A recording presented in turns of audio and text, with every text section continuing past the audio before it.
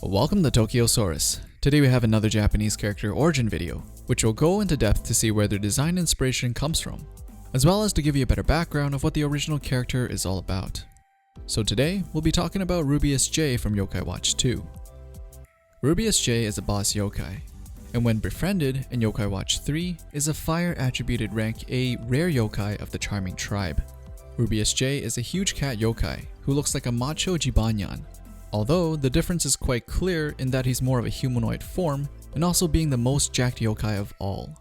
To emphasize his manliness, he even has a small beard combined with angry looking yellow eyes. Instead of wearing a belly warmer like Jibanyan, he has a golden belt equipped with sticks of dynamite. Rubeus J is extremely violent and vicious as a yokai. He showed no hesitation when destroying a young boy's village and caused him to become the yokai Vinoct, and also showed his cocky and arrogant personality by referring to Vinoct as a child, even after being defeated by him. Even though he is so full of himself, he reveals that he's nothing compared to Hardy Hound, the other jacked yokai who looks very much like an extremely muscular version of Koma-san. And if you follow the anime, Rubeus J is actually the first yokai to ever be defeated in actual combat in the entire show. So who is Rubeus J inspired from? His appearance bears a strong resemblance to Kenshiro from Fist of the North Star franchise, as his signature pose of cracking his knuckles is taken from Kenshiro's cracking of his own knuckles before he engages into a fight. Now why is this important?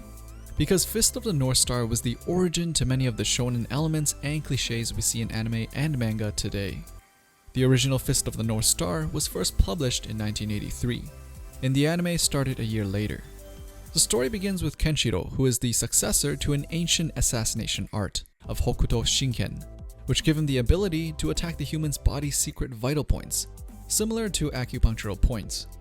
Basically, he goes around fighting bad guys in the most manly and violent ways possible. Back when it was published in the 80s, it was considered very unconventional, and started the trend of big muscular guys fighting each other with observers that sit around on the sidelines, commentating on every little thing that goes on in the fight. And you know those shots that pan from audience to audience showing their reactions? This is where a lot of those came from. It also started a trend where a lot of mature subjects were dealt with in an impressive way, and was one of the first anime to develop its villains with proper motivations, rather than just making them evil for evil's sake. And if all that didn't make this series impressive for you, how's this? Not only did it have many genuine touching moments along with its over-the-top violence and action scenes, it broke the men aren't allowed to cry stereotype of the 80s and brought us the first popularization of manly tears to the entertainment world. Fist of the North Star itself is known to be influenced by Mad Max and Bruce Lee. And if anyone watched JoJo's Bizarre Adventures before, you would also be able to draw many parallels between how everything looks and feels. And that's because JoJo also took inspiration from Fist of the North Star. The difference between Rubeus J and Kenshiro is that one is a good guy and one is a bad guy. But instead of spoiling it all for you, I'll let you find out what happens to Rubeus J yourself. Just know that he was inspired by an anime that is considered to be one of the founding fathers of modern fighting anime sequences and tropes that are used even to this day.